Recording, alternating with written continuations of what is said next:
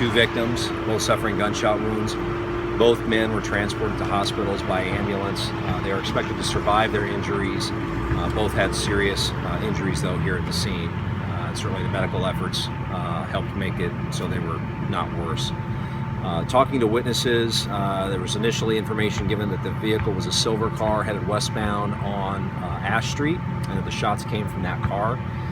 Further investigation by gang investigators, they believe the car is now a dark-colored American make, four-door with dark tinted windows, and the shooter was in that vehicle, occupied 2 or 3 times. At this point, no known relationship between the victims and the suspect. We are looking at it as potentially a gang-related shooting based mostly on the nature of the case rather than anything to do with the 2 victims. That's really what we have right now. Gang detectives are continuing to follow up. We'll be talking with the victims more to try to get more information. The school just up the road, a neighbor mentioned maybe some cameras up that way. I'm not sure if you know of any cameras up that way at the school or if it would have maybe caught anything. Well, one of the things investigators are asking for people in the neighborhood to do is if they do have surveillance or they know of surveillance is to let the police know. We know that home surveillance systems are now becoming much more common, and that oftentimes that can contain something that will help the investigators with either a vehicle speeding by or people running by, something like that. I don't know about the school. I know investigators will check on that. Any stray bullets hitting the homes? Apparently one round hit an unrelated apartment. Didn't do any damage of significance. There was somebody inside, but it didn't hit anybody. That's the concern we have with the number of shootings that we've had this year and last year is there's a lot of rounds being fired that are not hitting people.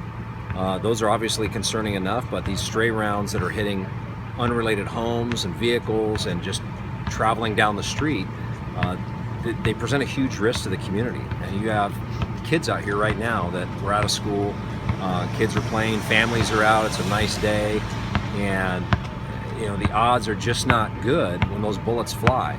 You're going to hit somebody and hurt them. Do you feel like these 2 people were the intended targets of the shooting based on your investigation so far? Based on the investigation, we believe these 2 are the intended targets. Now, whether or not the driver and shooters or the shooter knew them, we don't know. It doesn't appear that there was anybody else out here that was being targeted. Investigators will look to define if there's a relationship here, if these 2 men are gang affiliated or somehow there's a dispute between them and someone else. But this year and last year we have seen a number of times where the victims are not affiliated with anything, and they just happen to be in the wrong place at the wrong time when some gang-affiliated person with a gun decides they want to shoot someone. Looked like one weapon based on what you found at the scene here? Based on what we saw at the scene, we believe one weapon was used, most likely a handgun. And both men were standing outside? Yes, they were standing outside on the east side of the street here. Sorry, it's my directions here. They were standing on the south side of the street in front of one of the residences. I'm not sure you can speak much to it, just in, again, talking to neighbors who've lived here for quite some time. Last couple of years, the state's really gone downhill.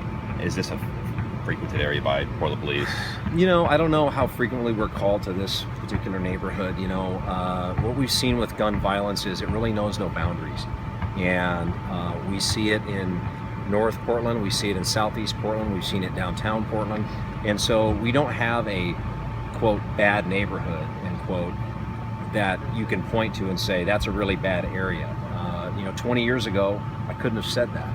But right now, we do have a lot of safe neighborhoods that are unfortunately are impacted by gun violence from time to time, this being one of them. As with the gang shooting, sometimes it's hard to get people to talk. Are you guys having that problem here? The witnesses that were here provided good information. It happens so quickly, and the vehicle is heading, away from the scene. We got conflicting information at first that was later cleared up. So we haven't had any issues with any witnesses cooperating. Certainly the victims may have information that they're able to tell us later after they get treatment. Our primary goal for them is, medical treatment first, interview second, and see if this case may be connected to others.